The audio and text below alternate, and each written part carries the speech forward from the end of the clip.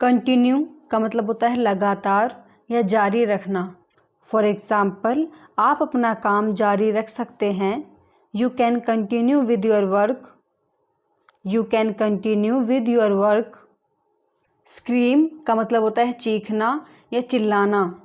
For example, वह बिना चोट के चिल्लाने लगा। He started screaming without hurt. He started screaming without hurt. Fling का मतलब होता है फेंकना या पटकना। फॉर एग्ज़ाम्पल, अपनी किताबों को टेबल पर मत फेंको। Don't fling your books on the table. Don't fling your books on the table. Intrude का मतलब होता है दखल देना या घुस पड़ना, जैसे कि किसी के काम में उससे बिना पूछे हुए दखल देना या घुस पड़ना। फॉर एग्ज़ाम्पल, मैं दखल नहीं देना चाहता। I don't want to intrude. I don't want to intrude. Suspicious का मतलब होता है शक्की या शक करना। फॉर एग्ज़ाम्पल, मुझे उसके इरादों पर शक है। I am suspicious about her motives. I am suspicious about her motives. Situation का मतलब होता है परिस्थिति या स्थिति। फॉर एग्ज़ाम्पल, मैं इस स्थिति को संभाल सकता हूँ। I can handle this situation. I can handle this situation. Compromise का मतलब होता है समझौता करना। फॉर एग्ज़ाम्पल, उन्होंने समझौता करने से इनकार कर दिया। He refused to compromise. He refused to compromise. Looking forward to, इसका मतलब होता है बेसब्री से इंतज़ार करना। फॉर एग्ज़ाम्पल, मैं बेसब्री से तुम्हारा इंतज़ार कर रहा हूँ। I am looking forward to you. I am looking forward to you. इसी का ही नेक्स्ट एग्जाम्पल है, मैं बेसब्री से इस दिन का इंतज़ार कर रहा था। I was looking forward to this day. I was looking forward to this day. Raise का मतलब होता है ऊपर उठाना। फॉर एग्ज़ाम्पल, अपने हाथ ऊपर उठाओ। Raise your hands. Raise your hands. On the spot का मतलब होता है मौके पर ही या उसी जगह। फॉर एग्ज़ाम्पल, उसने उसी जगह निर्णय लिया या फिर उसने मौके पर ही निर्णय लिया। इसे हम इंग्लिश में कहेंगे she made a decision on the spot. She made a decision on the spot. Beware का मतलब होता है खबरदार या सावधान होना। फॉर एग्ज़ाम्पल, खबरदार अगर कुछ कहा तो बीवेयर इफ़ यू से समथिंग। बीवेयर इफ़ यू से समथिंग। नेक्स्ट एग्जाम्पल है इसी का, खबरदार अगर दोबारा ऐसा किया तो। इसे हम इंग्लिश में कहेंगे beware if you do again like this. Beware if you do again like this. Seriously का मतलब होता है गंभीरता से। फॉर एग्ज़ाम्पल, इसे गंभीरता से ना ले। Don't take it seriously. Don't take it seriously. Interesting का मतलब होता है दिलचस्प या रोचक। फॉर एग्ज़ाम्पल, कहानी मेरे लिए बहुत दिलचस्प है। The story is very interesting to me. The story is very interesting to me. Adjust का मतलब होता है समायोजित करना या अनुकूलित करना। फॉर एग्ज़ाम्पल, उसे समायोजित होने के लिए समय चाहिए या फिर उसे एडजस्ट होने के लिए समय चाहिए। इसे हम इंग्लिश में कहेंगे he needs time to adjust. He needs time to adjust. Effect का मतलब होता है असर, परिणाम या प्रभाव।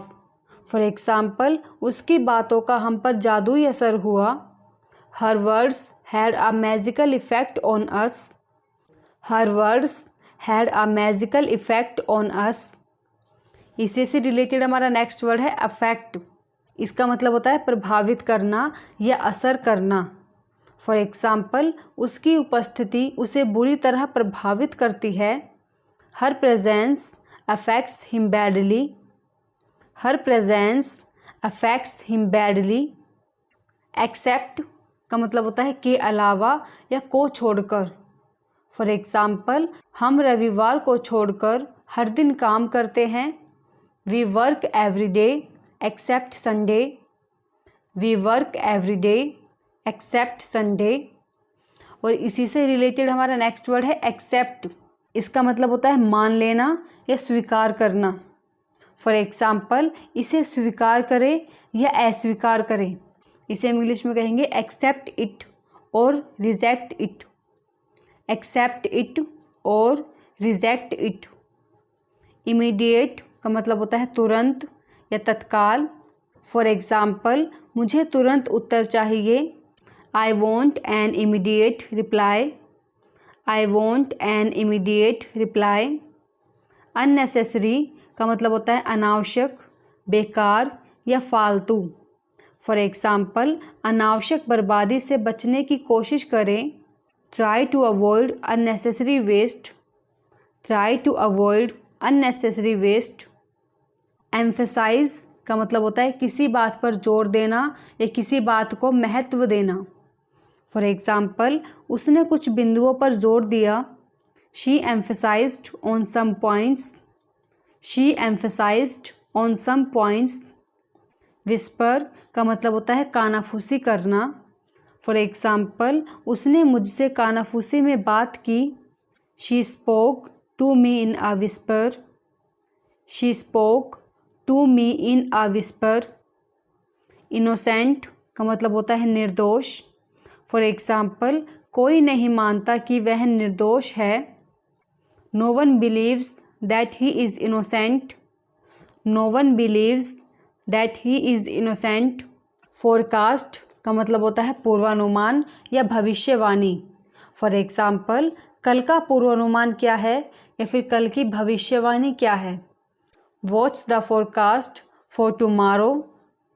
अडेप्ट का मतलब होता है अनुकूल बनाना या मेल बिठाना, ढालना या एक समान करना।